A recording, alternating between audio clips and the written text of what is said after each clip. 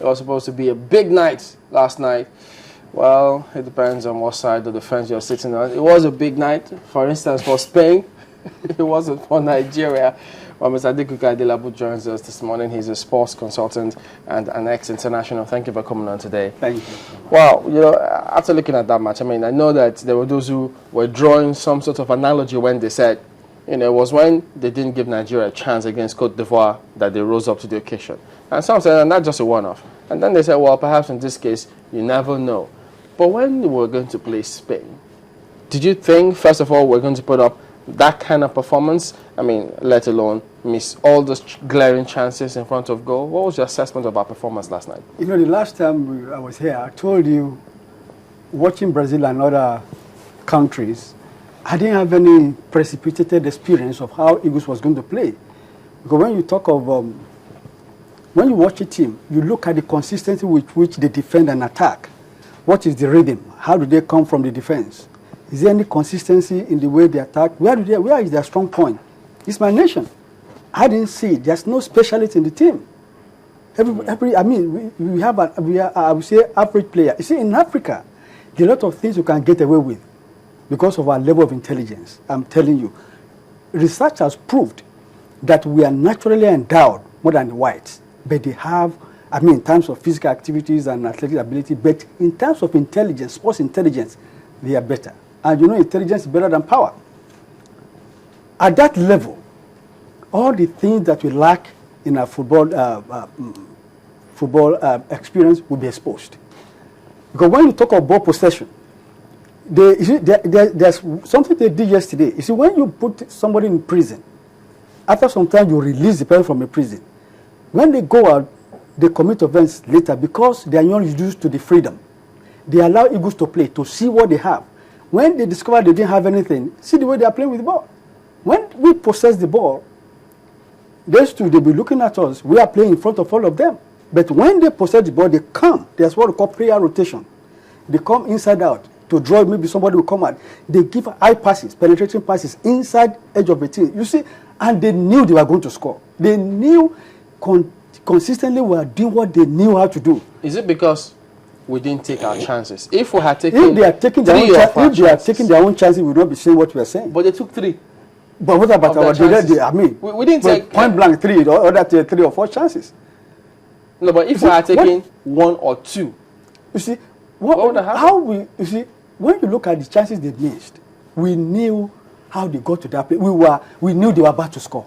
We knew something was going to happen. All the chances we had, we just found ourselves there. Really? And because when you look at all those chances, why is it that we are not able to duplicate it and repeat it several times? Let's look at this goal, for instance. this was in the opening stages. Yeah, the very first of those goals, and boy, oh dear. Awesome. Awesome, you say. Classic. Okay, let's, the thing I noticed was our response time. Yes, reaction time. Our reaction time. Yes. When that goal was scored, there were about 6 Nigerian players within that 18, yes, and there were just about 3 Spaniards. Yes. Is there something that could have been done that would have made a difference here? I want you to watch. See that? He actually got the ball and he hit his other leg. So is it a question of ball control or focus or that thing we talk about, response time? You see, when you set up your defense system, the guy's not supposed to penetrate all of them that way. You understand? Somebody was following the guy.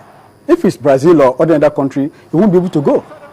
Because somebody has to follow, to put pressure on him from behind. And when you put pressure, you know, when you want to mark your opponent, you mark them away from your goal area.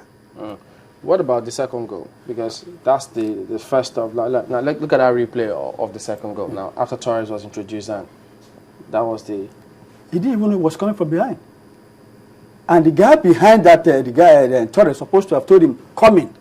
Or when you are going to cover your area, you don't just back your opponent. You stand side by side. You can see your opponent from the left and from the right. Okay, this one's are coming thick and fast, but maybe we'll still review all of them. But this third goal was. I want to tell you. You will see later on they settle down and go. You see, most of the time they got 1-on-1 with Eyama. They were too much in a hurry. to take the shot. But now they need him very classical, and he knows how to narrow down the angle of through So the while the game was going on, yes. they were doing their understudy, they were So they communicating. know that they don't have to shoot again. All they need to do is to dribble him. But for that goal, Yes. some did blame defenders because when the throwing was about to, I think it was a free kick or so. Okay, yes. When it was going to be taken, Yes. he looked up and saw that the defense was offline, and Alba had already signaled him, and so you saw, I think it was. Mikael. Was it Mikael or it was Mikael was Echejile okay. who played Alba onside? So he stopped his run after playing him onside. So it did appear as though they didn't even know how to set the offside There's trap. what you call cognitive network. That is, you understand what is happening in the whole pitch. Anywhere you are, every player. So when we are talking about winning, you see, I'm not even thinking about the goals they scored. It's the ability to outplay us in every department. That is what is worrisome. That is, they dictated the pace in every way. The guy, look at almost the two-thirds of their own half, and they could see that somebody was free there. That's cognitive network. You have understanding of the whole pitch in your mind. And as they were, everybody knows, they knew what they wanted, where they were supposed to be and what they wanted to do. And even when you have a tactical strategy, you may want to go this way and discover that, okay, your movement has been able to open up the defense of the opponent. You don't have to go that way.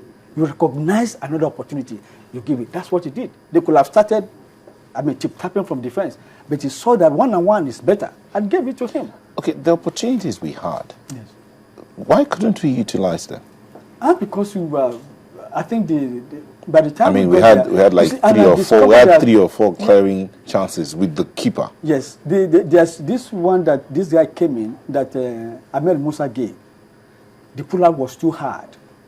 Because by the time he got to that ball, when you want somebody to score a goal, you don't hit the ball to the person, you hit the ball in front of him so that he takes his speed and hit the ball into the net. But by the time most of his pull-up, I don't think he was trained. I play on the outside position for my club and for Nigeria. He is supposed to dictate the pace yesterday. He should have been one of the best players we have. But I don't think he was properly trained on how to the demand of that place. Otherwise, we should have gone a lot of goals from that side. But if you look at the game, that game yesterday, because if we had converted one or two, because the confidence of the team would have soared. But as they were there, by the time you kept on fluffing all these chances and they took this third chance, it was clear. Let me tell you, if we have been able to score one goal, it wouldn't have making a difference. It wouldn't? It won't. Because the people that we are playing knew what they wanted to do. All they need to do is to step up their game. Simple. Is either go faster or change their pattern. You see, when you look at the game, we are just looking at people kicking work. They are working our intelligence. Throughout the game, they are working our intelligence. Look at the game. Look at the way they are playing. We are calling it the fundamental aspect of the game. Take, for instance, we just put the ball down. Okay, players come, let us pass. In a match, you can make about 6,400 passes. And in a week, it is expected that you will touch the ball about 4,000 times when you pass. But an average player, if you ask them, okay, let us do some push passes on the field, they don't want to. Most of them, they don't think it's something that is important. They just want to, let's have a level aside and play. And it's reflecting. Look at the way they are passes, but why couldn't we play the way they are playing? Why couldn't we possess the game the way we are possessing? So we have a lot of football education to do.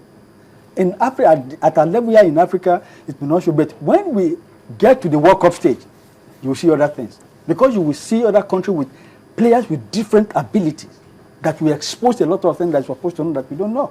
Well, some also talked about the fact that the previous teams we've had that have done well did so because one, the cohesion was there, they had played for a longer time, and they understood themselves, there was bonding, and then experience too. They played a lot of international matches, so that confidence was there. But most of these lads, you see them coming from a local league,